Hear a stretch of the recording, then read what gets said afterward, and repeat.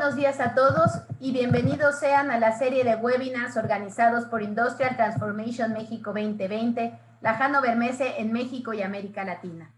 El día de hoy nuestro webinar lleva por título Ciberseguridad y procesos de automatización industrial. Ahora, para continuar con nuestro siguiente panelista, me gustaría preguntarle a Rodrigo y un poquito de contexto. El último informe de Accenture de Cost of Cybercrime encontró que el 80% de las empresas están adoptando innovaciones tecnológicas más rápida que su habilidad para protegerlas ante diferentes ciberataques perpetrados por diferentes actores. En este sentido, podemos decir que existe una paradoja entre el avance tecnológico y el tema de ciberseguridad.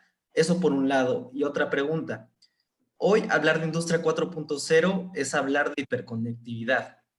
En este sentido, ¿qué importancia tiene la ciberseguridad para los desarrollos futuros del espectro eléctrico y el Internet?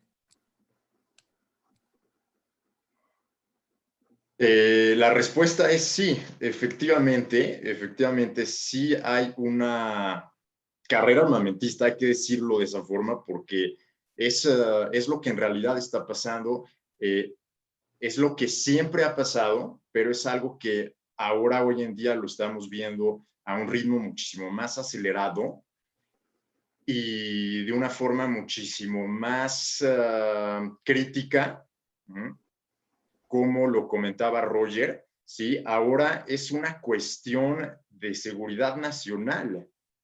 Hay que recordar, y es muy importante remarcar, que el origen de Internet, ¿cuál es el origen de Internet que todos conocemos? El origen de Internet que todos conocemos viene de un proyecto o de una subvención por parte del gobierno de Estados Unidos. Estados Unidos tenía y sigue teniendo una agencia que se llama DARPA. DARPA financió esta investigación y desarrollo para poder tener una red segura entre centros de investigación, principalmente, y desde luego instituciones de gobierno, en el caso de que una guerra fría pudiera escalar. Hay que entender que el origen que tenemos de Internet viene o tiene ese origen con fines puramente militares. Es interesante entender que el proyecto de DARPA, se convirtió en DARPANET y DARPANET después se convirtió en lo que conocemos actualmente como Internet. Todo el protocolo IP viene de ahí, ese es su origen. Entonces se tiene que estudiar todo lo que las industrias del presente y del futuro quieran gestionar, quieran fabricar, se tiene que estudiar desde esta perspectiva. Nosotros tiene años que tenemos un laboratorio de ciberseguridad. Bueno, en realidad tenemos dos laboratorios de ciberseguridad, y en estos laboratorios nosotros, a lo que nos gusta hacer y lo que nos apasiona desde siempre, ha sido poner al límite todos los sistemas que están en el mercado, llámese radiomódems, llámese teléfonos celulares o telefonía celular, llámese laptops, llámese drones, llámese como se llame. Lo que nosotros hacemos es poner al límite todos esos sistemas y jugar un poco como lo hacen algunos apasionados del ajedrez, que juegan primero con las fichas blancas y después voltean el tablero y juegan con las fichas negras. Y después vuelven a voltear el tablero y están ellos jugando contra ellos mismos. Es lo que nosotros hacemos en nuestros laboratorios de ciberseguridad.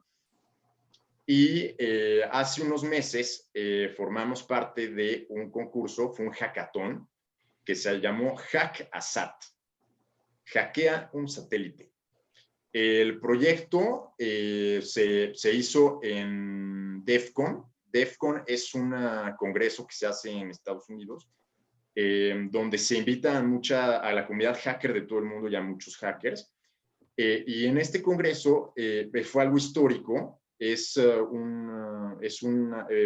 la primera vez o de las primeras veces que la Fuerza Aérea de Estados Unidos convoca a personas de todo el mundo a participar en este hackathon, ponen un satélite a disposición de todos para, órale, atacarlo, hackearlo, ver vulnerabilidades. Descubrimos en este hackathon lo vulnerable que puede ser un satélite.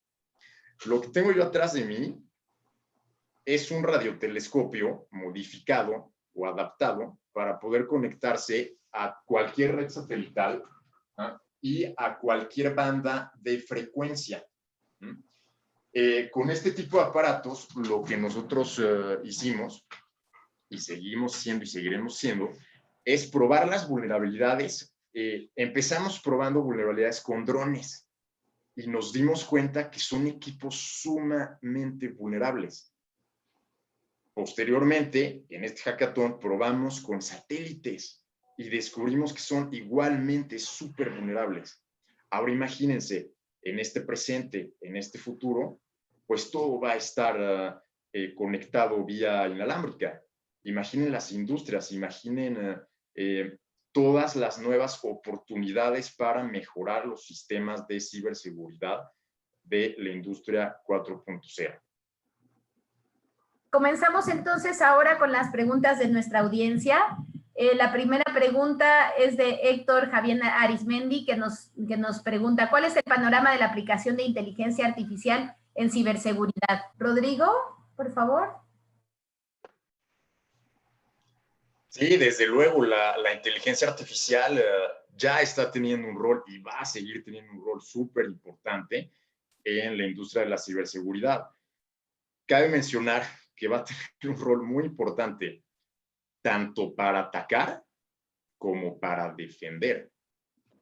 Y es ahí donde tenemos que trabajar muy en equipo todas las industrias, incluso gobiernos. Tenemos que trabajar en equipo para ofrecerle a nuestros países la mejor capacidad para poder gestionar nuestras industrias sin que en un futuro puedan colapsar por un ciberataque.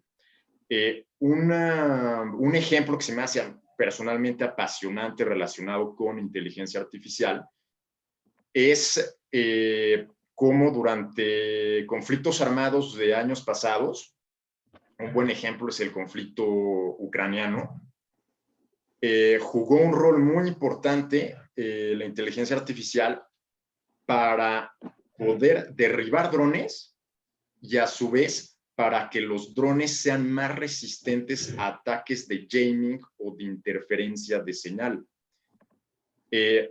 Entonces, podría decir que sí, la inteligencia artificial llegó para quedarse y es un juego en el que las industrias que tengan más claro y que tengan más avanzados sus sistemas de inteligencia artificial son las que van a sobrevivir en esta nueva selva.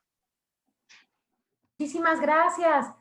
Nos pregunta Bernardo Eric, si las empresas más grandes del mundo pueden, si a las empresas más grandes del mundo las pueden hackear, ¿vale la pena invertir más allá de lo básico para mi empresa pequeña? ¿Cuál es el 80-20 de esto? Si gusta, Rodrigo, empezar con esta pregunta. Hola. Sí, es excelente pregunta. Desde luego que vale la pena. Desde luego que vale la pena invertir en infraestructura industrial para una pequeña o mediana empresa.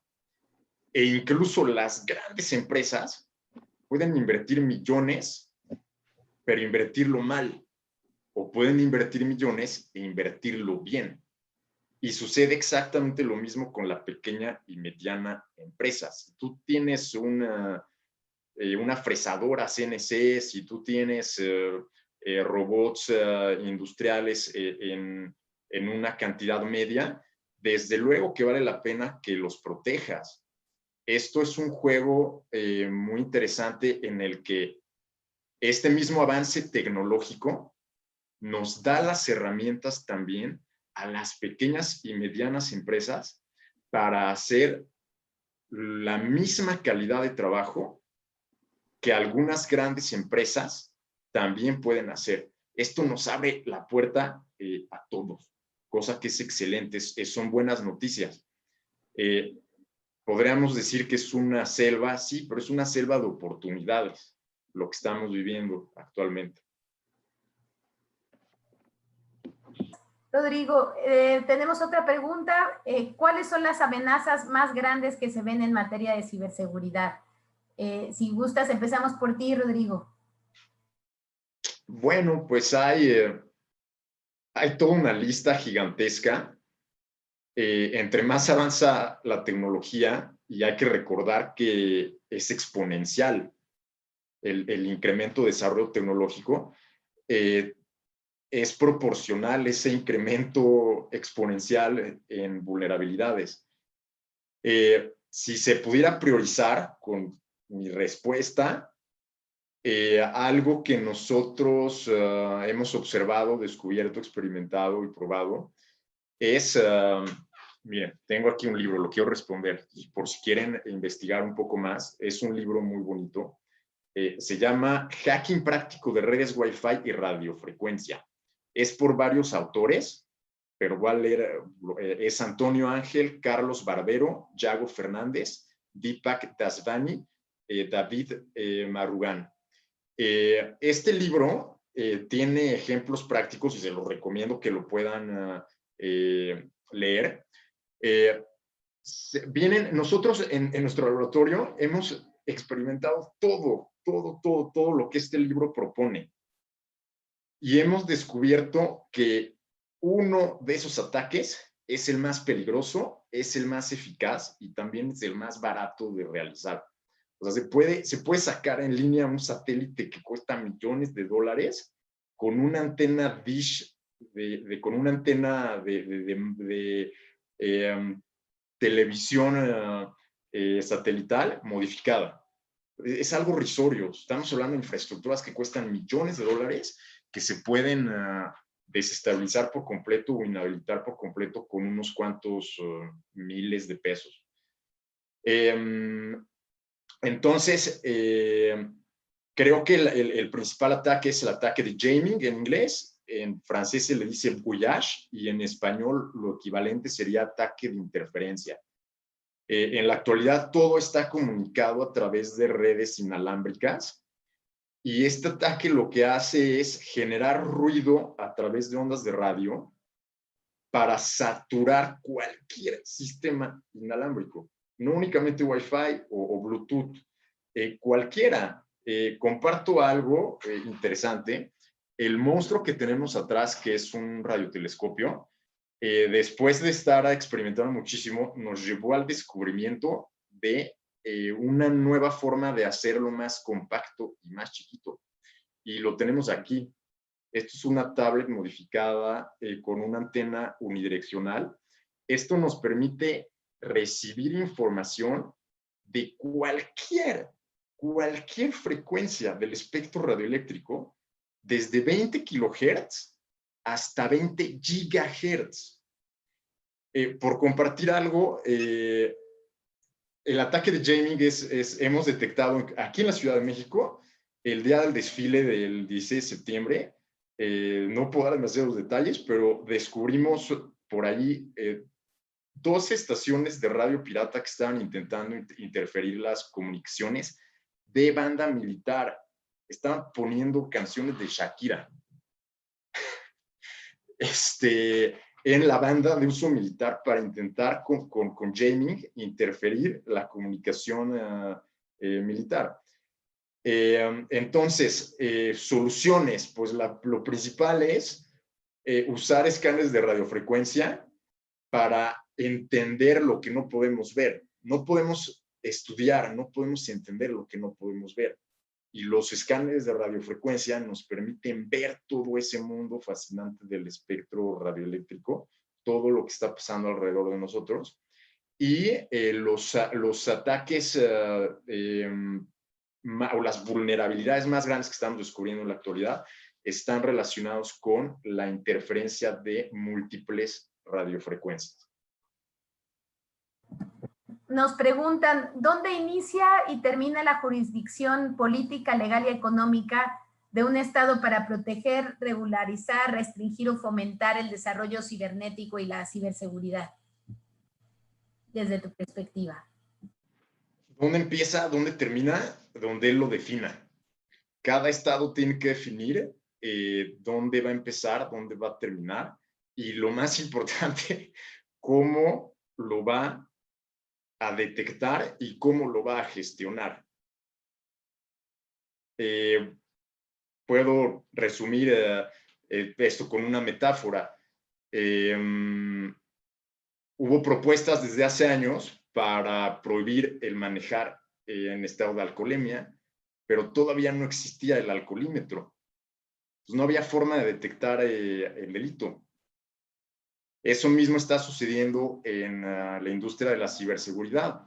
Por dar un ejemplo, se está legislando muchísimo para regular y gestionar el espacio aéreo.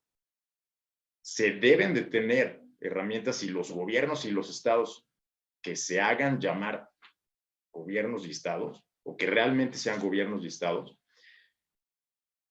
tienen o deben de tener las herramientas para poder gestionar ese espacio aéreo, para poder detectar.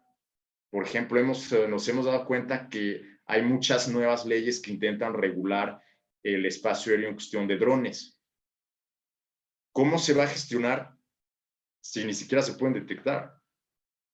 Los drones más pequeños, un Mavic Mini. Nosotros hemos estado en concursos y en congresos. Hay un congreso muy grande que se hace en la ciudad de Burdeos, en Francia. Se hace directamente con el ejército de tierra francés. Lo organiza el ejército de tierra francés. Y es un ejercicio que se invita a empresas a probar drones que sean difíciles de hackear, y al mismo tiempo se buscan nuevas tecnologías para poder hackear drones. Y lo que se ha descubierto es que es muy difícil poder derribar drones, incluso algunos que son de uso profesional, comercial profesional, y hay otra gama de drones que son muy fáciles de tirarlos. Depende el tipo, el modelo, los protocolos que son de comunicación, las frecuencias, si se usa salto de frecuencia o no, etcétera. Pero lo que se ha descubierto es que ya existe la legislación francesa para prohibir el uso de drones no autorizados, pero todavía se está investigando y desarrollando qué herramientas se van a usar para gestionar correctamente ese espacio aéreo.